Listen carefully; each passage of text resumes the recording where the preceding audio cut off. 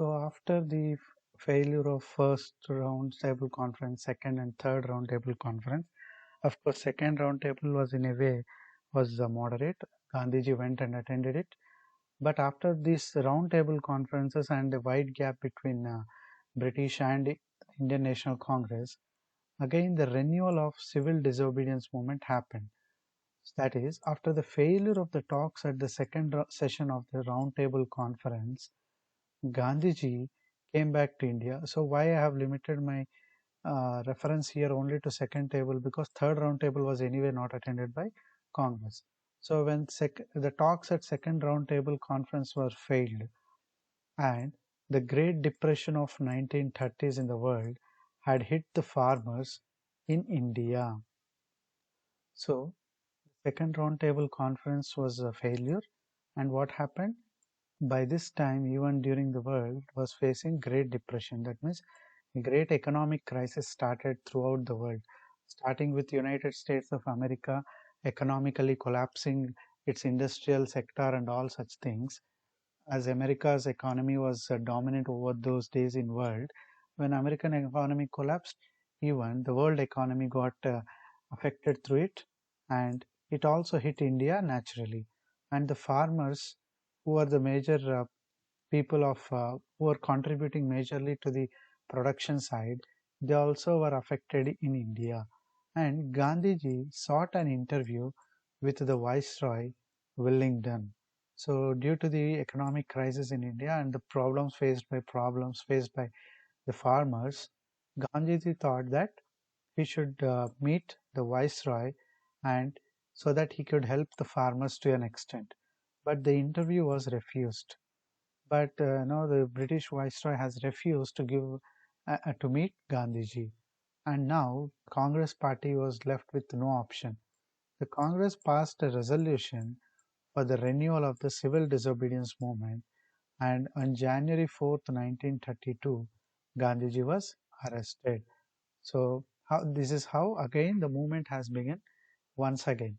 So once it was called off during second roundtable conference agreement, I mean, before that Gandhi-Irwin Pact, it was called off. But later on, when Gandhiji decided to meet the British Viceroy to discuss the problems of farmers, the economic crisis that the farmers are facing, the British didn't accept that meeting and to meet Gandhiji, and Congress party was left with no other option to relaunch the movement again. And as the movement was relaunched, Gandhiji was arrested and government resorted to repression. This time, the government took several measures to suppress this movement. So they assume they have passed certain ordinances, emergency laws or temporary laws, and also they have taken very strange and special powers. The Congress was declared as an illegal party. So what were the measures taken by the Britishers when the civil disobedience was relaunched? Congress party was declared illegal.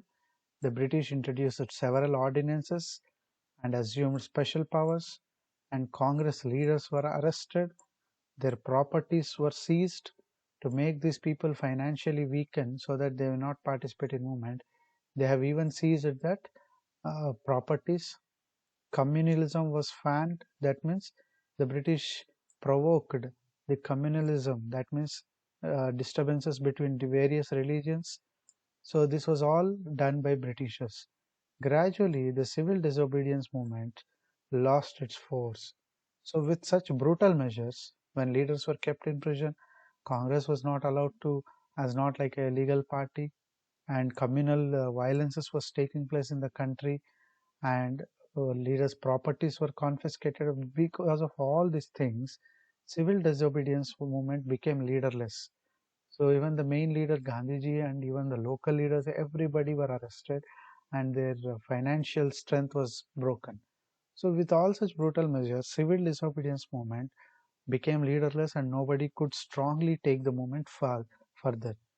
Congress party, realizing the situation, called off the civil disobedience movement in 1934. So because of that weak movement, because it became leaderless, right? No leader was there to lead. So it called off the movement in 1934. and Gandhiji withdrew himself from active politics for a year. So now Gandhiji gave a gap of 1 year because he got vexed up. He doesn't know how to fight, or you cannot say that he doesn't know, but he was upset with the politics going on in the country, and he gave himself a gap from the active politics. So, what was the impact of the civil disobedience movement? Even though civil disobedience movement could not bring the Purna Swaraj or something else, but it had left its impact. But people could successfully lead this movement. What is the impact that it has given to Indians?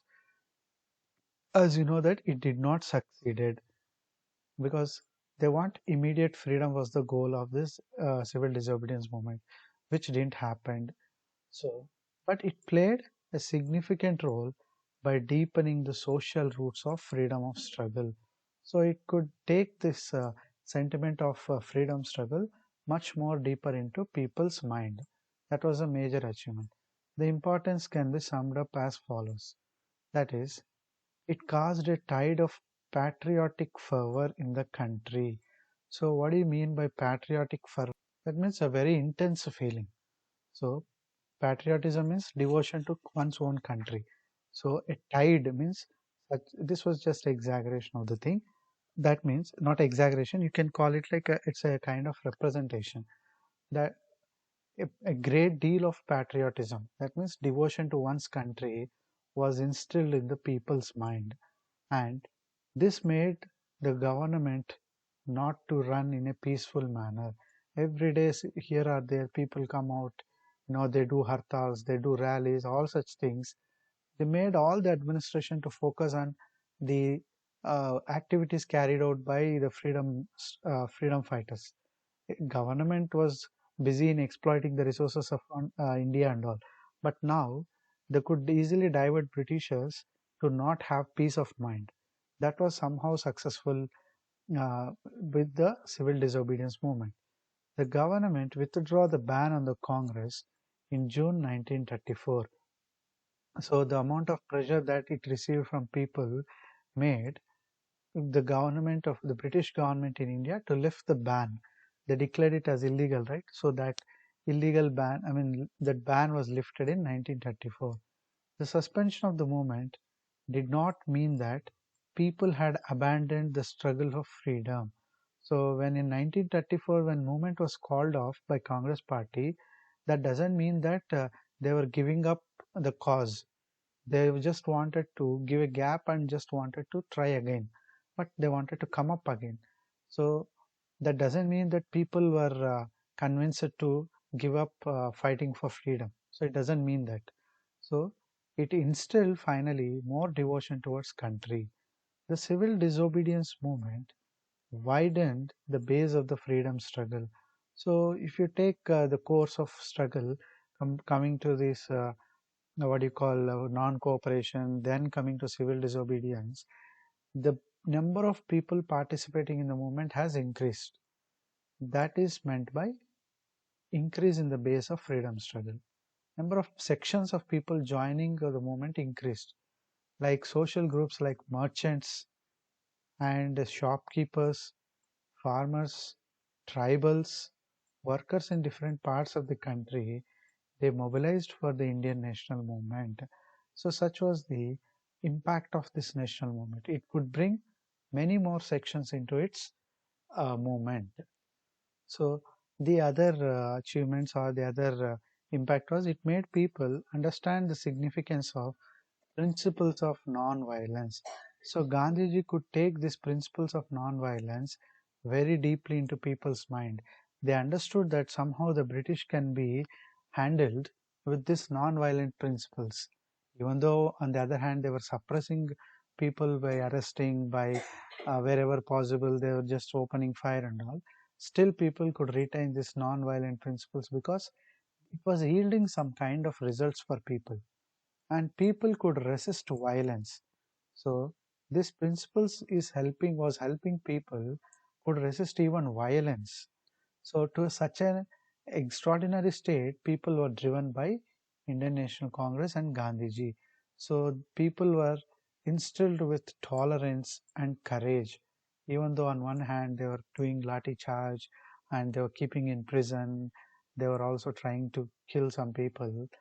People faced all these things with courage and tolerance. So they were ready to sacrifice. Those are all the impacts on people.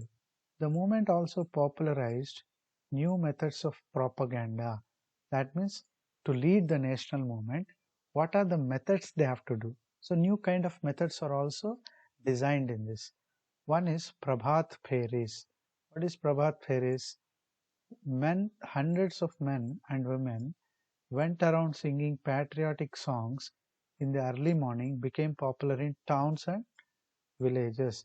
So during the civil disobedience movement, hundreds of men and women, what they used to do is early in the morning, they come out onto the roads, they go as a rally and sing in a loud voice patriotic song and try to inspire people to come onto roads for the movement. Handwritten patrikas are the news sheets. You can call them like pamphlets and all. So regarding the day's movements, how they have to lead, all such things were another kind of methods. Okay, one was Prabhat Feris was one method, which was inspiring people to come onto the roads and work for freedom. And another method was handwritten pamphlets or patrikas were very famous in those days. They were issued in large numbers. Children were organized into Vanara Sena. So even children were inspired by this national movement. The elders who went on to participate in the movement, they made sure that even children to learn about the patriotism and all. And children, they consider themselves as Vanara Sena, and they have organized like that, and they were just trying to show up their bravery. And girls had their own separate Manjari Sena or cat army. So with their own army kind of organizations, even children and women, they were actively showing patriotism in those days. Even though they were not directly in the movement, but it got inspired. They got inspiration, and they were just trying to show up their patriotism in this way. And the movement under the leadership of Birla, okay, so which was like through Harijan Sevak Sangh for the caste reformation and for the service of the lower caste under the leadership of Birla, it also changed the conditions in society. That means social conditions are also had an impact by civil disobedience movement. What were the changes in society? The depressed classes or the lower classes given entry into temples, access to wells, which was earlier denied to them. So in olden days, they were not allowed to fetch water from the wells, which was in the middle of the village or town. But now these backward classes or the depressed classes were brought into mainstream society through this Harijan Sevak Sangh and other such organizations. So another impact was it brought the women out of their homes to participate in politics and to make them equal partners in freedom struggle. That means women participation was also encouraged, which was a great impact on freedom struggle. And the government was convinced that basic constitutional reforms were necessary. So the way Congress party led and the way people carried civil disobedience movement later on at least made British government to realize that there must be definitely some kind of reforms needed with reference to India. Otherwise, another major movement may turn up. So they got fixed in their minds that yes, let us give them certain reforms. Under that principle, they passed an act called Government of India Act 1935. This is a very important act because even in our constitution making, majority points have been taken from this Government of India 1935 Act. When movement was called off in 1934, in 1935 British government felt that yes, we should do some kind of reforms to Indian governance. So that they have placed in this act. Some of the positive reforms that happened to India was principle of federation. That means states and central government was implemented, and the principle of provincial autonomy. That means in a federation where there will be a central government and state governments or provincial governments, the provinces will have autonomy. That is, they will have their own government at provincial level, and there will be a central government uh, to look after. So this kind of introduction of a political system was a major change. Even today we follow the federation system, right? India may not be truly federal in nature, but we are quasi-federal, so which we studied in civics. So this federation was introduced to India by this Government of India Act 1935, which was a result of civil disobedience movement. And the movement revived the will to fight elections. So the movement was very successful. So as per reforms, the congressmen were also very active in ready to participate in elections. As reforms were turning up a little positive way, Congress also slowly joined back to get into councils and other provincial councils to do some good for the people. So Congress achieved even positive results in the elections to the Central Legislative Assembly and Provincial Legislative Assembly. So it gained so much popularity with this movement, who Congress. So the leaders who are representatives of people, naturally they gained people's support and they could enter more into provincial and central legislative councils, which is also another positive impact.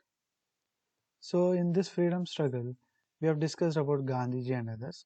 What was Ambedkar's contribution in this struggle?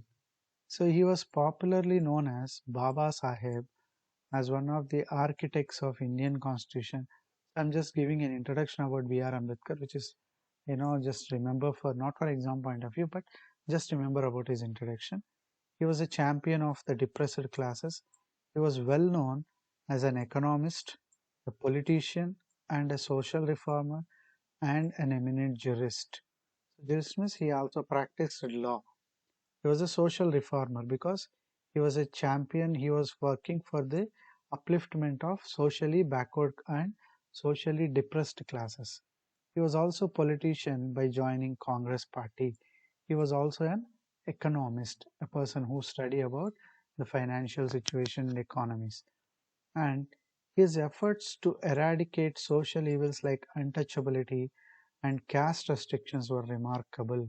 So he worked majorly for a removing of untouchability. That means the higher caste looking the lower caste as untouchables, and also restrictions. There are many caste restrictions, like the lower caste were never allowed to drink water from the wells. They were not allowed to temples. All such practices. No, he worked against those practices and he was successful.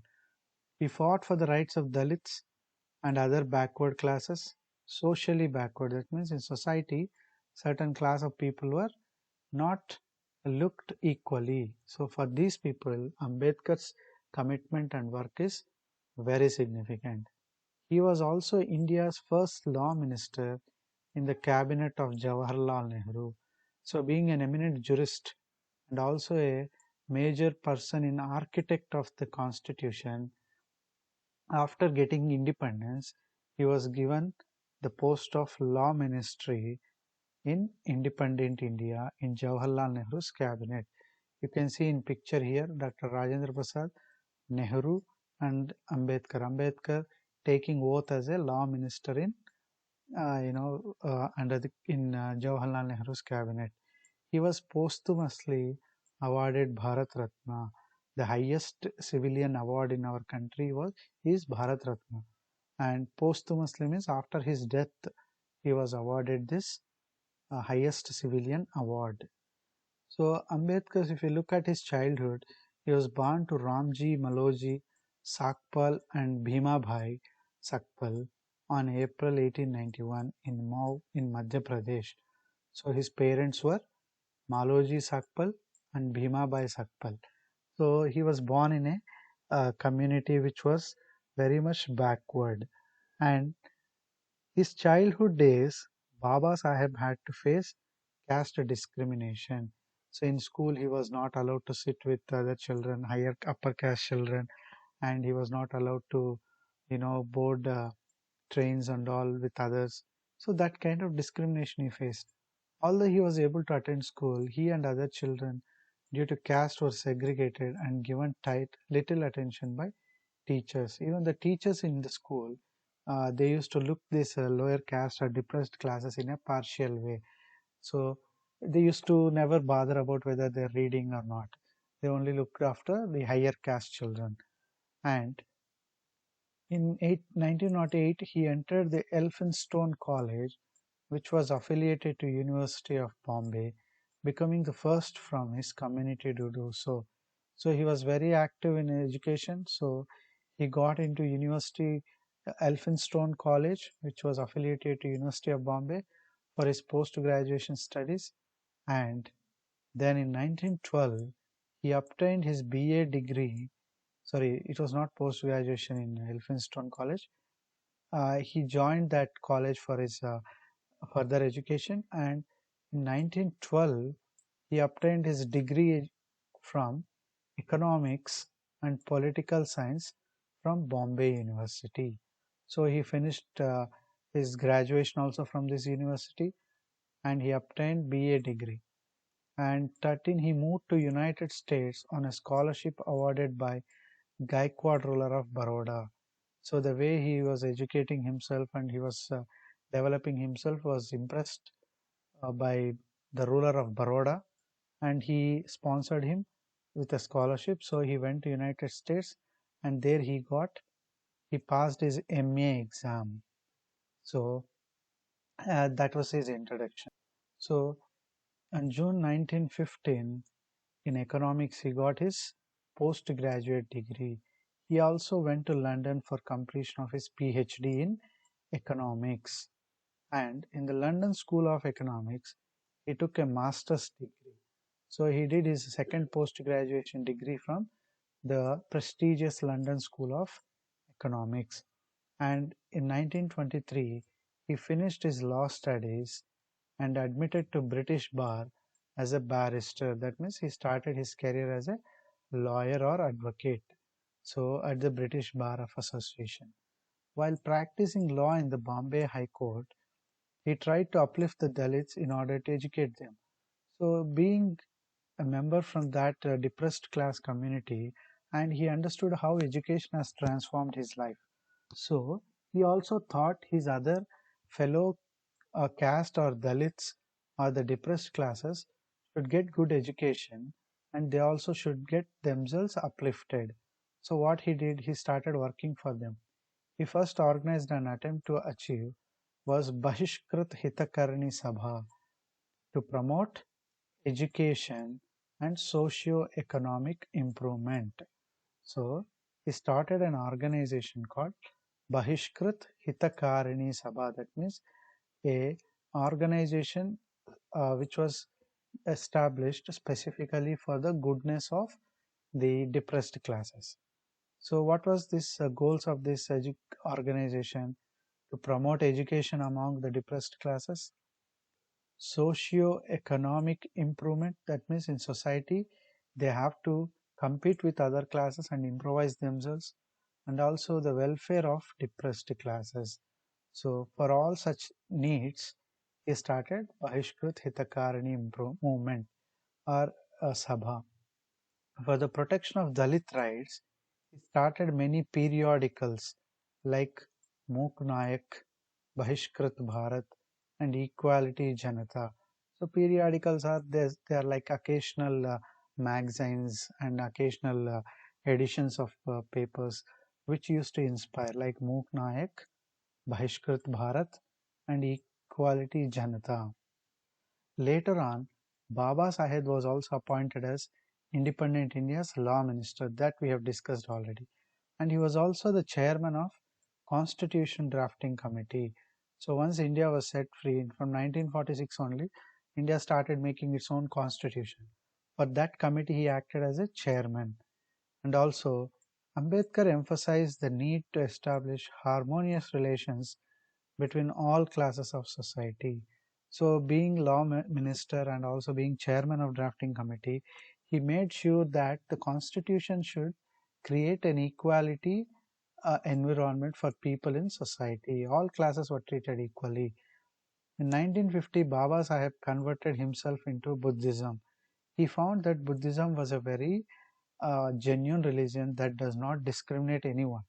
Whereas in Hinduism, he found that that kind of discrimination will still exist. So he adapted Buddhism and he organized a public event and converted around 5 lakh of his supporters to Buddhism. And he passed away at his home in Delhi on December 6, 1956. He made immense contribution in shaping modern India. So, I told you that he was a champion of Dalits and all the ruling other depressed classes, but also he played a very important role in designing the constitution for India. Millions of oppressed people who were suffering under the caste discrimination were brought to a very dignified position and self-respectable position and a responsible position with the efforts of Dr. B.R. Ambedkar.